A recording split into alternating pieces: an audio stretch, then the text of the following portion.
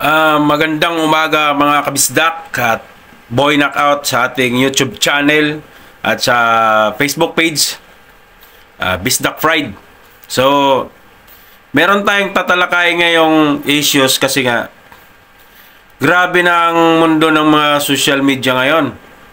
Dati, nag-aaway-aaway lang yung mga boxers tsaka sila Silver Boys, sila Pau Salud. Pero ngayon, si Pau Salud ay pinapahanap na itong si Uyod Boxing Fanatic at yung mga iba pang mga vlogger na kumakalaban sa kanya. So, hindi natin alam kung ano yung gustong ipahiwatig ni Pau Salud nito na pinapahanap. Kasi nga, aalisin lang daw, magbabawas lang daw sa kanyang buhay ba? Or ano ba yun?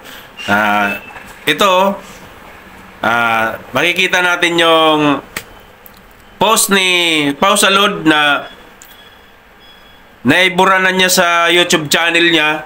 At ito na topic na din ito ni Uyod Boxing sa kanyang YouTube channel, no? So, siyempre, si Uyod Boxing Fanatic is, ang sabi niya,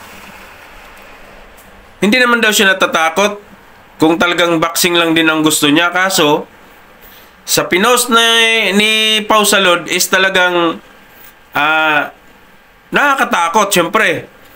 Di natin kasi alam or di rin alam ni Uyod Boxing kung anong kayang gawin ni Pau Salud. Di ba? Kasi ang sabi ni Uyod Fanatic is talagang pag once na nawala si Uyod Fanatic or may mangyayaring masama sa kanya, is isa si Pau Salud na magiging suspect sa kung anong mangyayari sa kanya. Di ba? So, ganun talaga. Parang grave, grave threat ba kung tawagin yon? Para bang inaano mo na siya ng tinitreat mo na siya ng masamang di ba? Grave threat ba kung tawagin nun? Di ko alam kung anong tawag doon di ba? Banta sa buhay. May banta na sa buhay. Di natin alam kung banta ba sa buhay o buburahin lang ba yung Facebook page o i-report ba yung Facebook page o ipapablock ba yung YouTube channel. Di natin alam. Kaya maraming katanungan, kaya dapat masagot yan ni Pau Salud doon kay Uyod Boxing Fanatic kasi nga yan, mapakalaking issues niyan. Talagang mag-iisip yung tao kung bakit, ano na bang naiisip ni Pau Salud para i-post niya yung ganong pinapahanap na niya yung mga tao na yung mga vlogger na nagko-content lang din naman. Siya nagko-content din. Nagko-content siya ng kasiraan ni Casimero. Merong tagapagtanggol si Casimero na isang vlogger. Hindi na pwedeng ipagtanggol si Casimero kasi nga sila lang ang pwedeng manira. Ganon, di ba? So, kayo, kung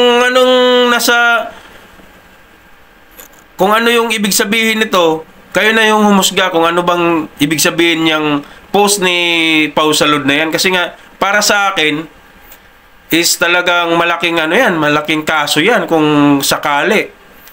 Kasi ebidensya yan na pinapahanap mo siya, napahanap mo yung isang tao, nang hindi pa natin natutukoy, hindi pa natin na alam kung ano bang dahilan or ano ba yung gusto niyang gawin sa tao na yon, bakit niya pinapahanap, no?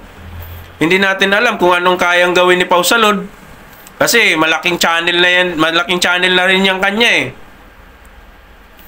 ibig sabihin mapera na rin yan, di ba?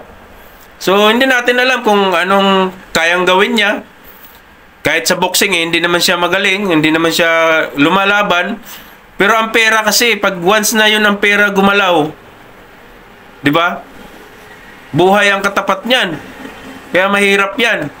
So sa'yo, Pausalud, sana sagutin mo yung katanungan ni Oyed Boxing Fanatic. Dahil pinapahanap mo talaga yung mga vlogger. Tulad ko, vlogger din ako. Nag-umpisang mag-vlog na sinisita o pinupuna yung mga hindi nakakanais-nais ninyong pagko-content o pag-update ng balita tungkol kay Casimero. Siyempre, hindi ko naman sila kinakampihan, kundi respeto lang dapat, ba? Kasi nagbigay yan ng karangalan sa ating bansa. So, sa ating mga nanonood dyan, at kung galit man kayo kay Casimero, galit na kayo kung galit. Pero ganitong mga post ni Pausalud, hindi na dapat yan tinotolerate. So, shout out sa inyong lahat. At Pausalud, sana sagutin mo. Oyed Boxing Fanatic, antayin mo yung sagot ni Pausalud. Huwag kang pumayag na hindi yan sumagot. So, boy knockout, shout out.